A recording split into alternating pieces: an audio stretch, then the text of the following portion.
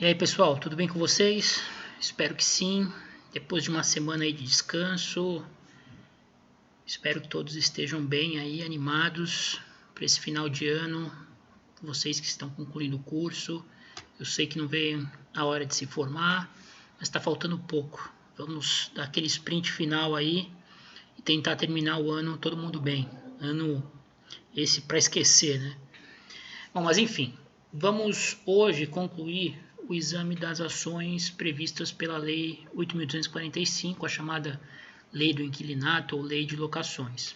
Falta nós tratarmos da ação de consignação de aluguéis e acessórios à locação e da ação renovatória. Nós vamos começar pela ação de consignação de aluguéis e acessórios da locação.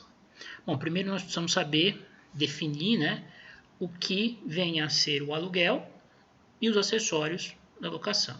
O aluguel, vocês sabem, é o preço, né, que o locatário paga mensalmente ao locador para poder usufruir do bem locado. É a remuneração paga pelo locatário ao locador em contraprestação à cessão do uso da coisa. E os acessórios da locação são, como o próprio nome sugere, verbas atreladas ao contrato que o locatário assume a obrigação de pagar ao locador.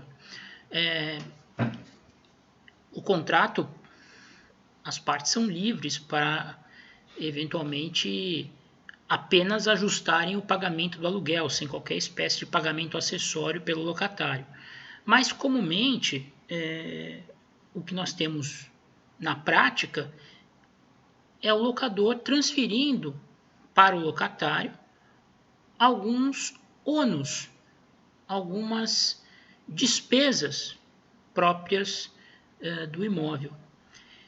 Por exemplo, o mais comum, pagamento de IPTU, né, de imposto, de taxas que venham a incidir sobre o imóvel, a depender da sua utilização, e também o pagamento de despesas condominiais, né, quando essas despesas, quando a locação envolve um edifício, né, um apartamento num condomínio edilício, ou uma sala comercial num condomínio, num conjunto empresarial. Então, esses são os acessórios da locação, cujo pagamento pode ser transferido por livre estipulação entre as partes ao locatário, que pagará essas verbas juntamente com o aluguel. As despesas relacionadas à própria utilização da coisa, como por exemplo contas de água, luz, gás, telefone, também são de responsabilidade, evidentemente, do locatário, né? Isso até por força do que prevê lá o artigo, se não me engano, 23 da lei, que fala dos deveres do locatário na locação. Mas, enfim, separado o que é aluguel e o que é acessório da locação, nós temos que, em primeiro lugar, definir em que situações será possível a consignação em pagamento dos aluguéis e dos acessórios da locação.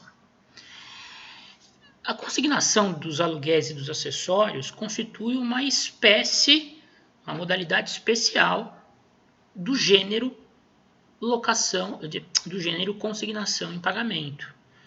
Vocês estudaram lá no segundo ano do curso que em determinadas situações, sob determinados cenários, é possível o devedor de uma prestação em dinheiro efetuar o pagamento dessa prestação mediante consignação, que pode ser extrajudicial ou judicial. Mais comumente, a consignação em pagamento se dá através do manejo de uma ação judicial, mas o CPC também prevê a consignação em pagamento através de meios extrajudiciais. Vocês já imagino, viram isso talvez no primeiro semestre desse quinto ano.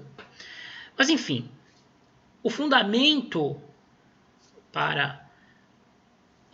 de direito material que justifica a propositura de uma ação de consignação de aluguéis ou de acessórios à locação é o artigo 335 do Código Civil, né, que está lá na seção que trata do pagamento em consignação.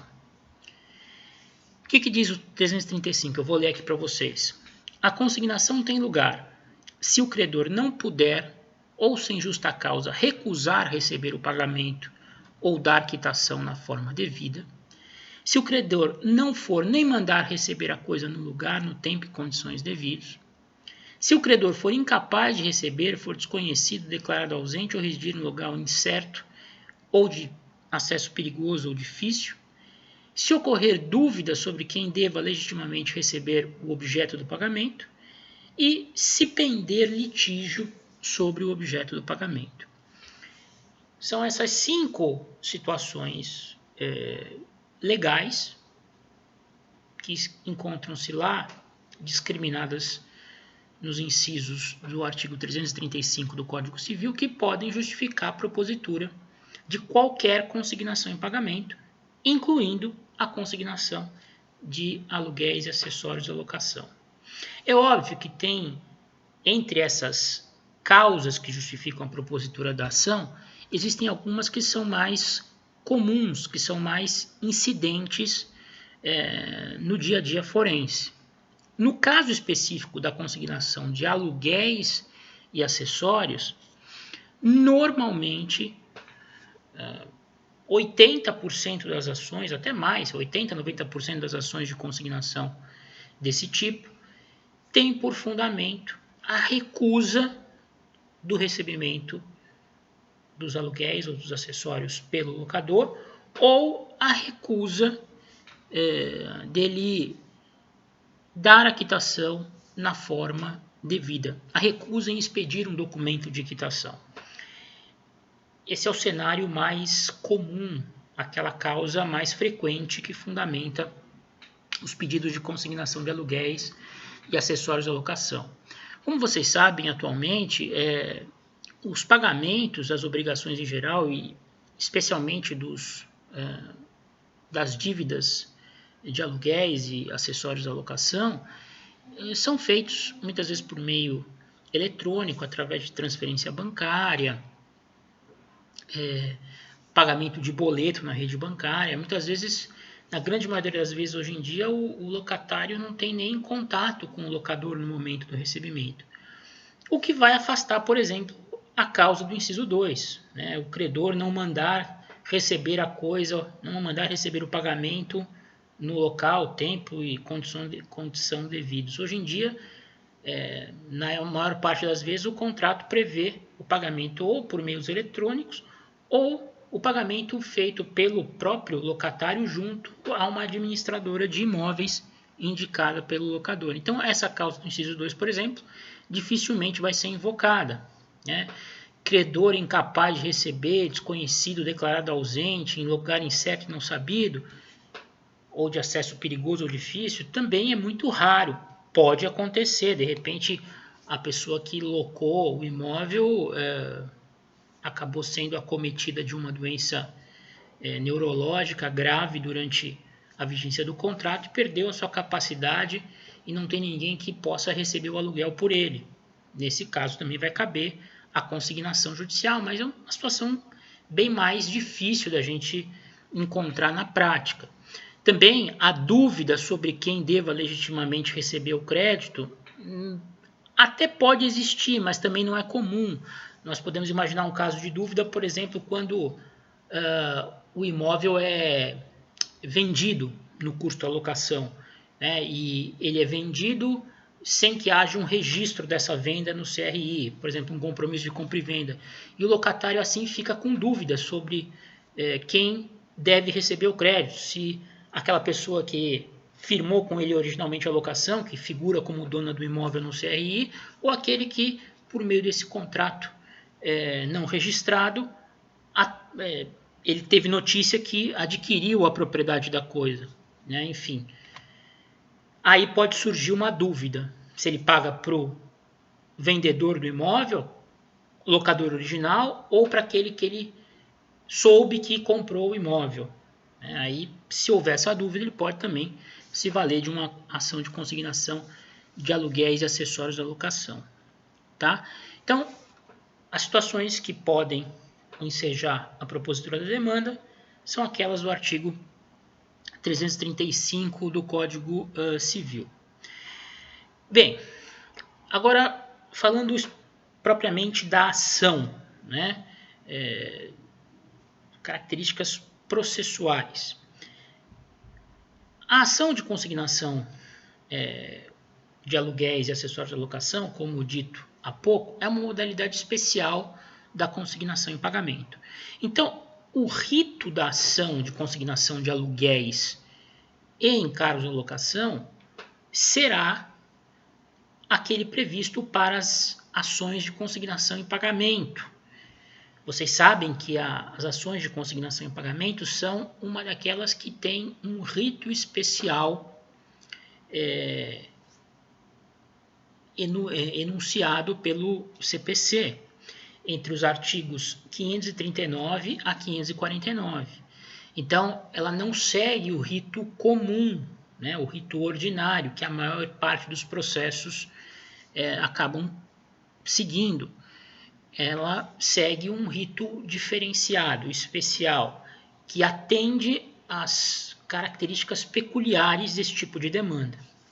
Esse rito do CPC, da ação de consignação em pagamento, é aquele que vai servir de base para regulamentar a ação de consignação de aluguéis e encargos da locação, com as especificidades, com as particularidades trazidas pelo artigo 67 da Lei de Locações. O artigo 67 da Lei de Locações traz uma regulamentação própria para alguns itens, alguns tópicos da ação de consignação em pagamento. Então, a base do rito da ação de consignação de aluguéis e encargos da locação é o rito dos artigos 539 a 549 do CPC, o rito especial que é aplicável a toda e qualquer consignação em pagamento, com as peculiaridades, com as particularidades previstas pelo artigo 67 da Lei de Locações, da Lei 8.245 de 91. Competente para o processamento da causa será, como regra, o foro da situação do imóvel, ou seja, da comarca onde o imóvel se localiza, salvo se as partes tiverem eleito um outro foro no contrato de locação. O valor da causa também será de 12 meses de aluguel. Uma eventual apelação tirada contra a sentença proferida nessa ação também terá efeitos meramente devolutivos. Aqui eu estou me reportando àquela primeira aula das ações previstas pela Lei de Locações, citando o artigo 58 da Lei 8.245/91, que traz aquelas disposições comuns que se aplicam tanto à ação de despejo quanto à revisional, à consignação de aluguéis e encargos e também às ações renovatórias. Tá? Essas são regras comuns. Dito isso, vamos passar a examinar no próximo vídeo o rito, de fato, da ação de consignação de aluguéis e acessórios da locação. Tá bom?